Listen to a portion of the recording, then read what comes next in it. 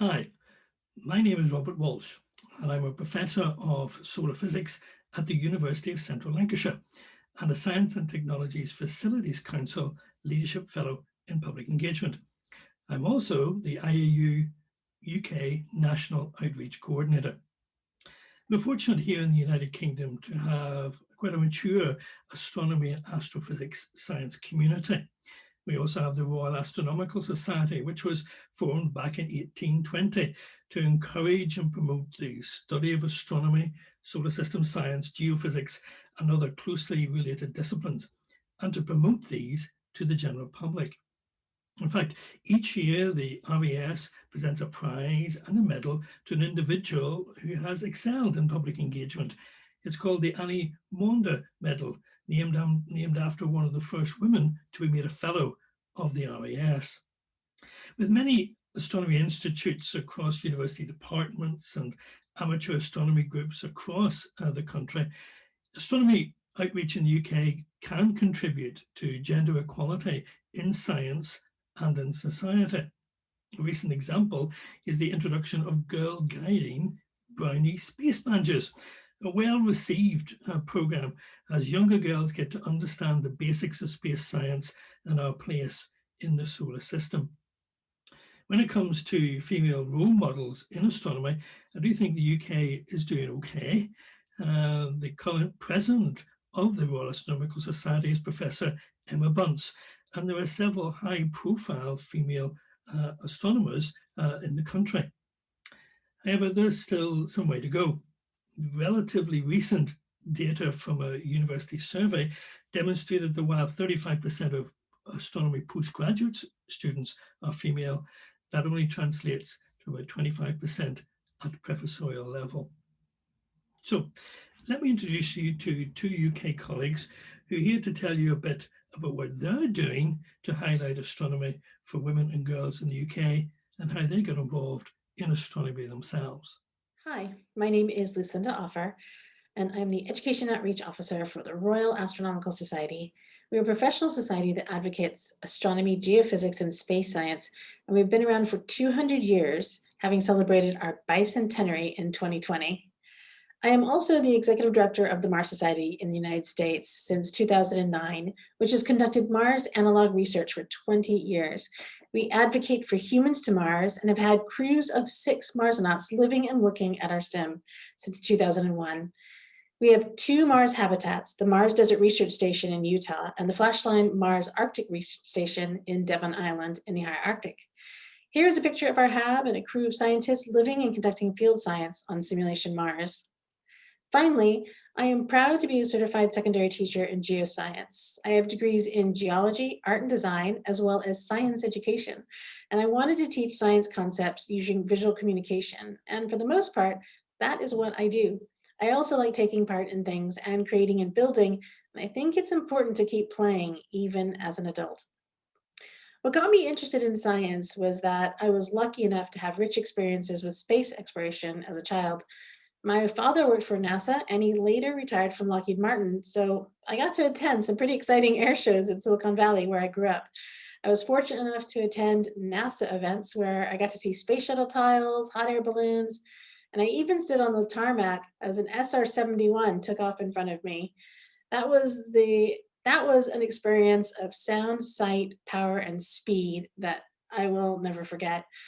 I found space flight and exploration exciting and ambitious.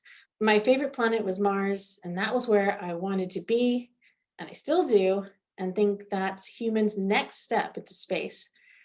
I was born 9 months after the moon landing, so I just missed them. Perhaps that is the same for you too. I also had great teachers in school, 2 of which would give up their weekends to take us on hiking trips looking at the local flora and fauna. And that piqued my interest in earth science. And so I chose to study geology at university, mostly because I wanted to learn about Mars. And I could only do that if I had something to compare it to, which was Earth. We called it astrogeology back then. And now it's called planetary science, which is a degree offered at many universities these days. The highlight of my scientific career was working at NASA Ames as part of the Spaceward Bound team. We went on several expeditions around the world studying Mars and Titan analogs. places on Earth that are similar to the conditions we might find there. We looked at geothermal vents in New Zealand, tardigrades in the Mojave, and found hardy life in the deserts of Abu Dhabi. And the most life-altering expedition for me was being able to see, touch 3.5 billion-year-old fossilized stromatolites. That was part of the dawn of life of our planet. The biggest environmental challenges that I think our planet faces is the respect for the Earth and its resources. I think our mass consumerism creates the biggest environmental challenge. The pandemic has taught us to do without, and I would like it if we didn't go back to completely how we used to live, but somewhere in between where we know the value of where and how something is made, and we fix it or recycle it. Do we really need 50 different choices of toothbrushes in the store? We live in a very throwaway society where we can easily put it in the bin, forget about it, and then have a new one delivered to our home within hours. This mode of living contributes to not valuing our resources of breathable air, clean water, and pristine land for everyone now and in our future. I don't think there is a fair representation of women in science. Not yet, at least. And if we are there, are we a part of making the decisions? Are we being heard and considered? We're getting there and things are changing, but it's still an uphill battle living in a society created for men. I don't want to create a society just for women. I want one created for human beings. As for advice for girls who want to study science, and here is what I wish I knew when I was a little girl.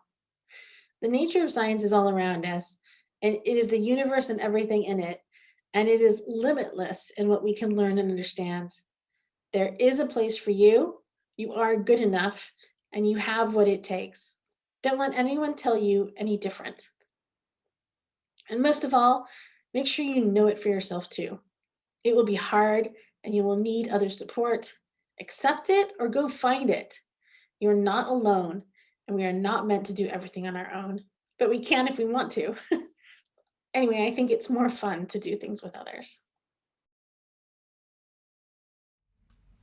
Hi, I'm Anja O'Brien. I'm a PhD student at the University of Glasgow, and I'm also the Diversity Officer for the Royal Astronomical Society.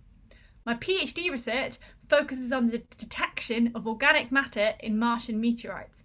That's to try and help us understand the habitability of Mars, just like the rover behind me, the ExoMars rover, which is heading to Mars next year.